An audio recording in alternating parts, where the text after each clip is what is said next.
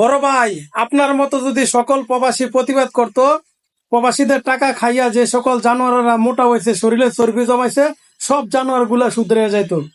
ভিডিওটা সবাই বেশি বেশি করে শেয়ার কপিলিং করান আর ডুয়েট করে সকল প্রবাসী ভাইদের কাছে পৌঁছে দেন। কাছে নাকি কেউ অভিযোগ করে না। সৌদি আরবে 1,47,000 টাকার জায়গায় 4-5 লক্ষ টাকা কেন নিচ্ছে, এটা ওনাকে কেউ অভিযোগ করেনি। আমাদের মালয়েশিয়াতে 78,000 টাকার জায়গায় 4.5 লক্ষ 4,80,000 টাকা নিচ্ছে, ওনার কাছে কেউ অভিযোগ করেনি। আমি ইমরান সাহেবকে এখন এই জায়গা থেকে অভিযোগ করছি, এই ভিডিও সারা বিশ্বের প্রবাসীরা দেখবে, আপনার কাছেও যাবে। আপনি একটা অকার্যকর এবং অকর্মাণ্ড এবং অলস একটা ব্যক্তি। আপনি খেয়ে খেয়ে মোটা হয়েছেন প্রবাসীদের টাকায়, বিশাল মোটা স্বাস্থ্যবান একটা লোক, নড়তে পারে না আর বলে তাকে নাকি কেউ অভিযোগ করেনি।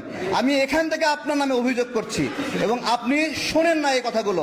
78,900 টাকার জায়গায় আপনার এই এজেন্সিগুলো আপনার প্রবাসী কল্যাণ মন্ত্রণালয়ের সঙ্গে আঘাত করে 4.5 লক্ষ টাকা 4,80,000 টাকা নিচ্ছে।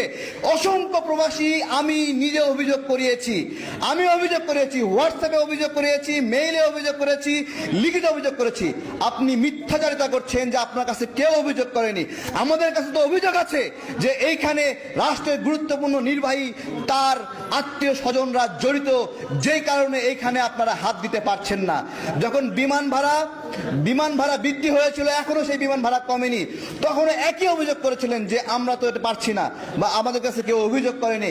আরো কিভাবে অভিযোগ করলে প্রবাসীদের অভিযোগ হিসেবে পরিগণিত হবে আমি আপনাদের কাছে বলে রাখছি। প্রবাসে হিমঘরে একটা প্রবাসীর লাশ 8 মাস ধরে পড়ে থাকে। কত বড় নিষ্ঠুর এবং বর্বর এই সরকার! একটা প্রবাসীর লাশ 8 মাস ধরে হিমঘরে পড়ে থাকে। এরকম অসংখ্য প্রবাসীর লাশ হিমঘরে এখনো পড়ে আছে, কিন্তু ব্যবস্থা নেওয়ার কোনো নামগন্ধ নাই। ইরাকে প্রবাসীরা নিয়মিত অপহৃত হয়, আমরা অভিযোগ দেই, তারপরে এরা বলে তাদেরকে কেউ অভিযোগ দেয় না।